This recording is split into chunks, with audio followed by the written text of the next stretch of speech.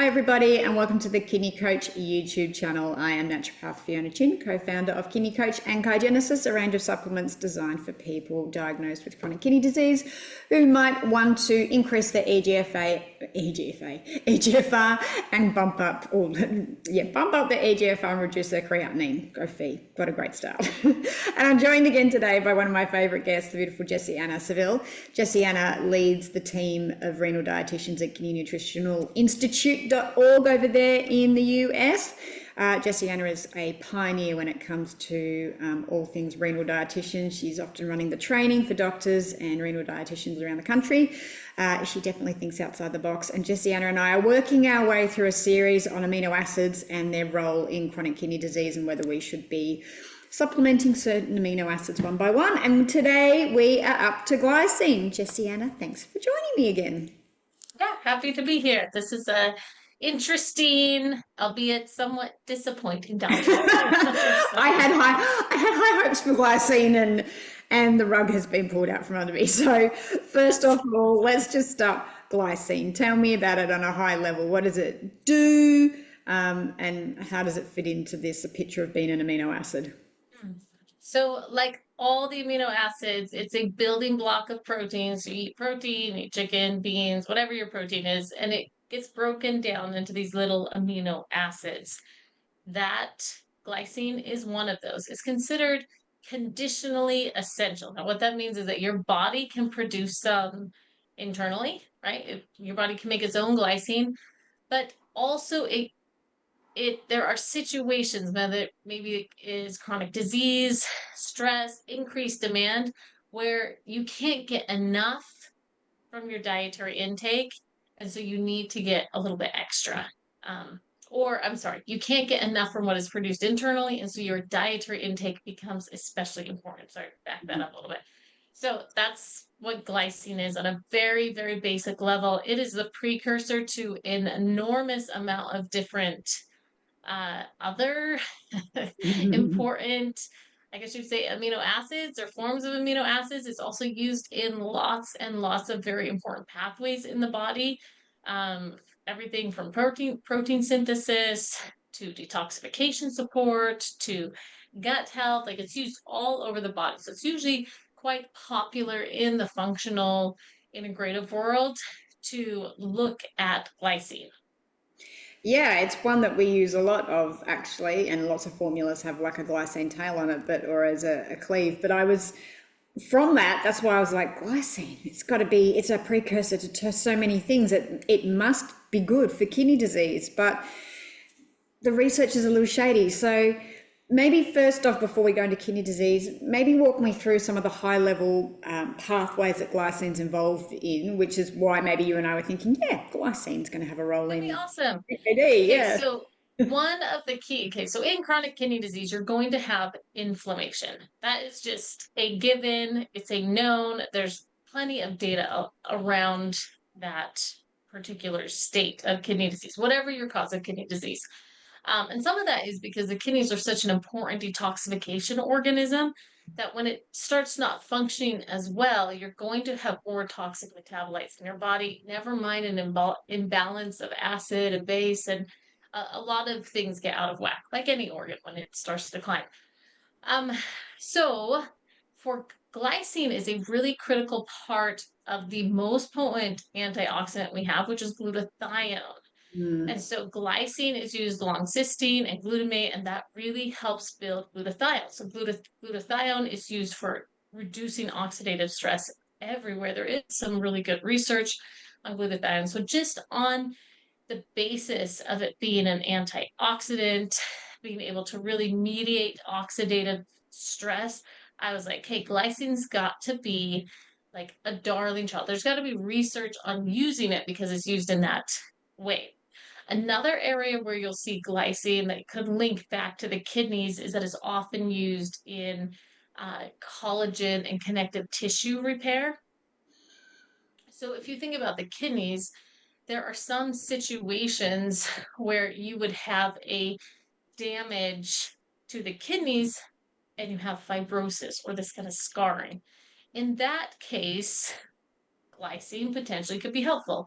Again, there's actually uh, controversial evidence on both sides of that one. Like one thing, the exact same thing, one study will say, hey, it's very helpful. Another will say, no, it actually is, will make it worse. So it's really controversial there as well. Another thing where you'll see glycine involved is on inflammatory signaling pathways. Mm. So you have these pro-inflammatory cytokines in your body. Popular ones that you hear about a lot are IL-6, TNF alpha. So these are things that your body sends out as like, hey, we have a problem, we need to take care of it. Glycine would help kind of cut off that signal of producing these inflammatory cytokines, which would be very helpful. However, there's still like not a lot of data in that place either. The other one, which I thought, okay, for sure we're going to hit something, like we're going to get something here, some data on glycine, is that ammonia detoxification is a core part of kidney function. It Mm. is so, so important, this acid base balance in the body. I know, Fiona, you and I have talked about a lot that we think it's probably not protein that's really the ticket we need to be aiming for. It's probably metabolic acidosis. And it's just that when you change your protein quantity, you change metabolic acidosis, right? I Totally. really think metabolic acidosis is huge. So I'm like, okay, so if you have ammonia detoxification and glycine is helping out with that, surely we'll have some information there. Again, I can't find a lot of solid research that was tying directly, or even studies where they supplemented glycine and then they looked specifically at metabolic acidosis. There is some interesting stuff on uric acid that we'll talk about, but we're just not like these kind of really big core areas where we see glycine work. I'm not seeing that there's a lot of CKD impact. The last one that I want to mention, which again, like I don't see evidence out there specifically looking at CKD. There's evidence about how glycine works in this way, but not studies specifically on impact in CKD. So, in your gut, you have a barrier, right, between like where the food's passing through and then into the internal part where you have blood vessels and all this transition of nutrients. So, this intestinal barrier is very important to keep strong. When it gets leaky, you get inflammation, you get food sensitivities, you get all sorts of issues going on. We know for sure that the gut and the kidneys are tied together. Mm. Even with situations like PKD, there is some theory that translocation of bad bacteria from the gut can impact PKD progression. So this gut barrier function is really, really critical. Glycine is typically used to help with that gut barrier function. It's really, really helpful with the epithelial cell integrity. But again, there's just not a lot with CKD in particular. Yeah. And so do you think, and it's interesting, you made a comment to me before we hit record, and I think it's partly this as well, because glycine is such a precursor to everything. Most of the studies are done with what glycine's a precursor to versus glycine itself. Is that part of the problem with us not I finding I enough think data on so. this? Like that's what Or, I'm yeah, that's what I was saying. I was thinking, I was like, okay, so if you think just about glutathione, I could pull up a lot of studies about glutathione, right? And glycine is a precursor. So instead of studying how does glycine help CKD, instead they look at how does glutathione impact CKD, because why study the step before? The only yeah. reason you would study the step before is if you're looking at the amino acid and saying, hey, we need to have multiple benefits with this amino acid, and it's probably low or it has some sort of like extra utilization. So we need to supplement overall Mm. to get a certain marker, but it's it's non-specific enough that I don't think they can really run a study in that way. So they pick down the line like glutathione and use that instead to run a study. And I mean, the other thing is it's as expensive to use glutathione as it probably is to use glycine. So you might as well use like the direct, Yeah. product if you're going to be studying it.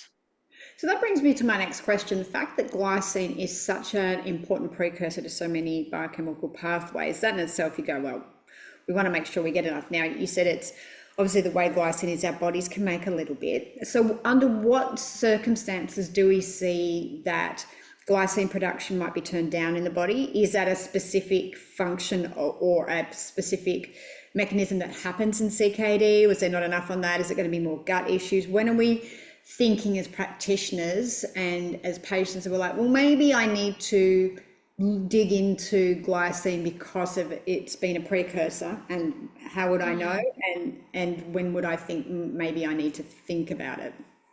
Yeah, this one is tricky for a couple of reasons. And there's not really good evidence looking at glycine and being like, okay, we have like extra utilization, and so we definitely need to be supplementing or like pushing on that area in the diet. The reason like that angle you can't look at is because generally, if you're looking at amino acids on like an O profile, organic acid profile, and CKD glycine is always elevated. So a Yeah, lot of the research, if you type in Google Scholar like glycine and CKD, it specifically is talking um, about glycine being a potential predictive factor of CKD, not necessarily anything else. So if you already have elevated levels of glycine, you can't tell if you have a need for it. And you'd say, okay, well, like if you have elevated levels, then you don't need it, right? But that's not necessarily true in the bodies because you can have the metabolite in excess in like a test, and whether it's in the urine or the blood, and it doesn't always mean you don't have enough. Sometimes it means you aren't utilizing it, or it means maybe you have a deficiency. And again, you're not utilizing it. And like in general, you just like you can't use it, and that's why it's high. Sometimes, even in those cases, you push on the pathway of using whatever product it is, um, just so you have more to be utilized, or better yeah, use cofactors in place. But so you can't tell really if someone has a huge glycine need.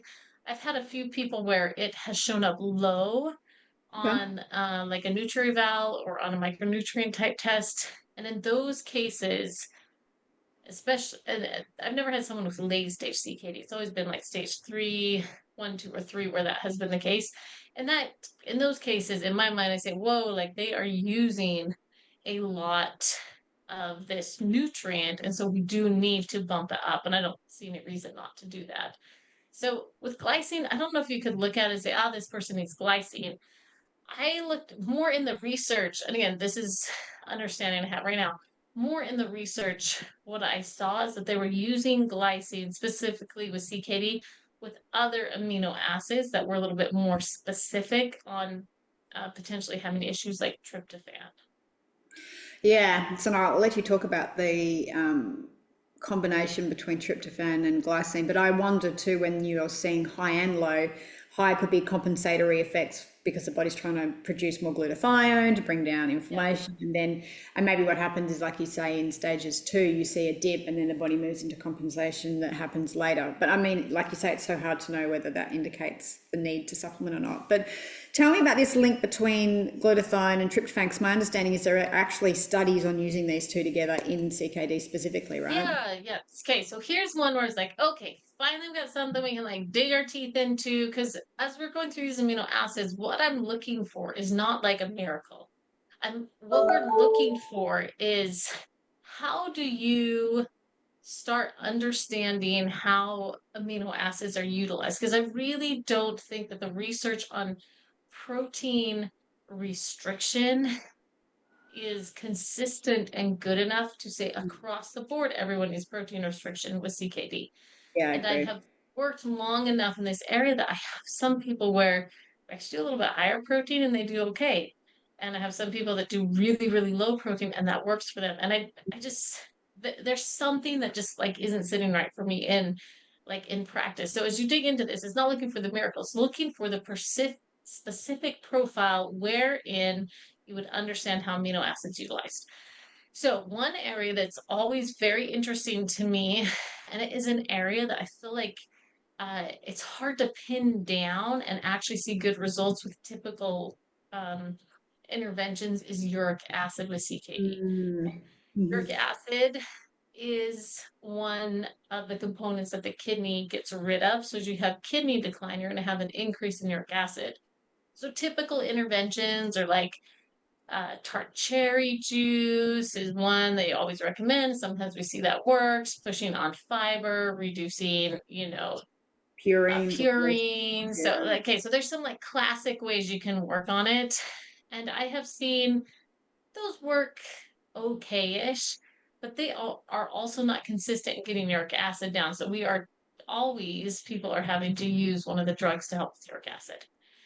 So, looking at the research, though, what was really interesting, there was a couple studies out of Japan. Well, there's a couple in Japan, one in Egypt.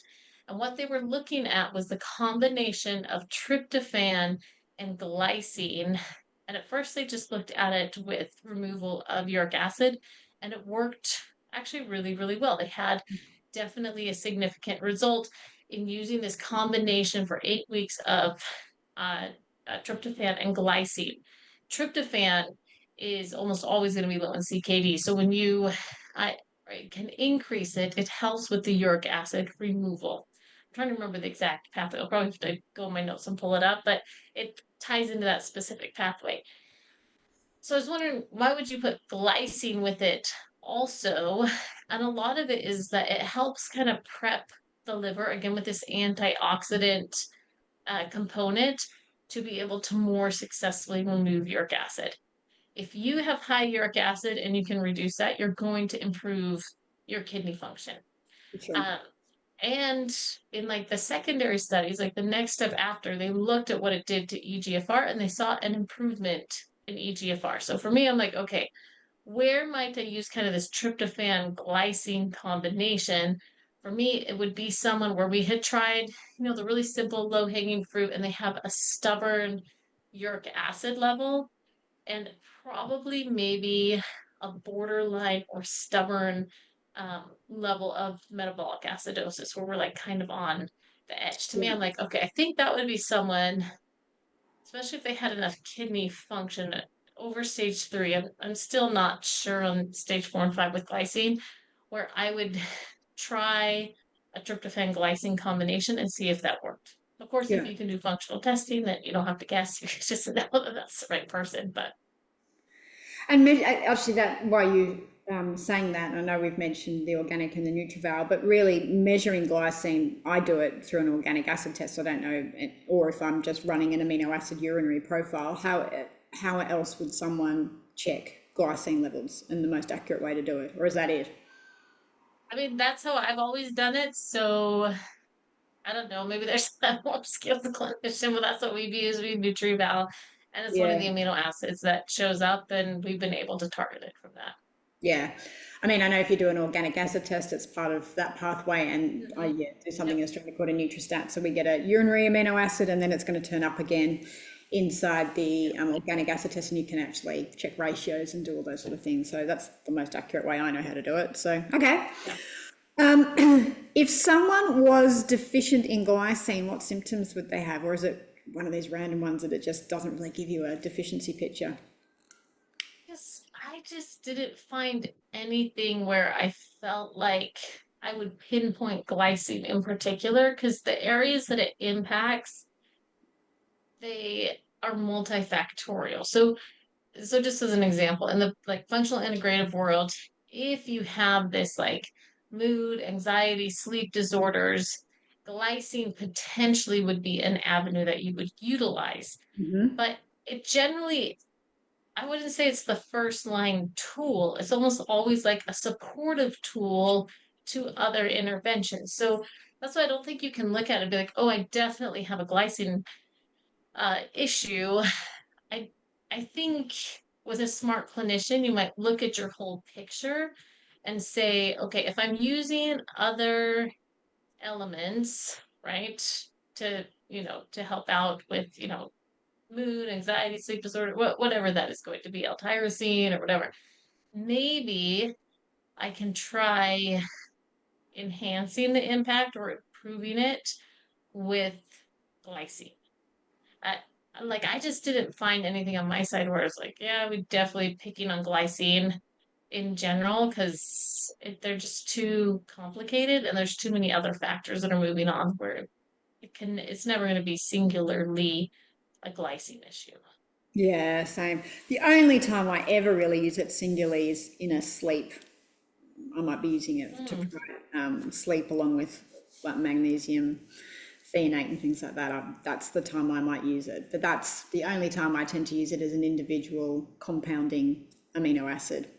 And it'll yeah. come from a Nutri-Eval or something like that. And, you know, like I'm thinking, oh, they're glutathione deficient. They've got increased zinc to copper ratios and, sorry, increased copper to zinc ratios and things like that. So there's signs of Hmm. oxidative damage. I might think about using it there. But that's that's it. 'Cause I think it is a precursor to increasing and improving deep sleep patterns, isn't it? Yeah. Hmm. That's Yeah. its, I think in the functional world, that's where we mainly really using it, that and the precursor to glutathione. And apart from that, yeah. Okay. So what I'm hearing, Jessiana, is that glycine doesn't really be a standout for if someone's like, I've got CKD, I want to use it. I did see you and you were showing me this, that it really that they did studies on it where they were looking at renal hyperperfusion, right, with blood flow going through the kidneys and Yeah. potentially, and but the studies Yeah. were conflicting. One says makes that worse, the other says you would definitely use it to improve perfusion of the kidneys, It, right? Did I it read that was right? opposite. Yeah, there was two papers I looked at. So one was a direct study, and again, it was a rat study. I'm just looking over at it again, where they specifically like they injected the mice with glycine prior to doing this like ischemia hyperperfusion like situation. And what was interesting in this animal study is that the rats that were supplemented with the glycine didn't have any permanent damage versus the other mice did. Like they had Yeah. permanent damage, but the glycine kind of helped. And that's where you're thinking like fibrosis. So it's like, Mm, what would be like the practical, like, how would you utilize that? What would you do in the next step with that sort of information? And to me, I was like, well, maybe in a significant acute kidney injury, you might utilize that. It's hard because they did it prior to the animal yes. Yeah. having the Yeah. Yeah. injury Yeah. versus after. So, it's hard to say what was what there. But then Mm, there was another one, another study. Um, this one was still from 2023. So okay. it wasn't like yeah, yeah. So it wasn't that far away. Both of them are pretty recent, and they suggested a potential nephrotoxic effect to glycine, and that glycine exacerbates, it makes worse this Mm, ischemia reperfusion induced kidney injury. So for me, I was like, what? Like we have two that are totally opposite, and I don't have an answer to that. I think I just need to talk to the researchers someday. yeah. And one was a rat study. Was the other human? Were they both rat? So one was, let's see, the one from 2023.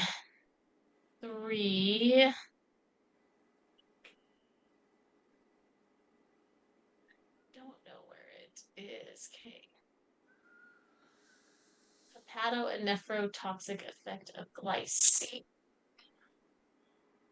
I can't remember. The one on the rats was done in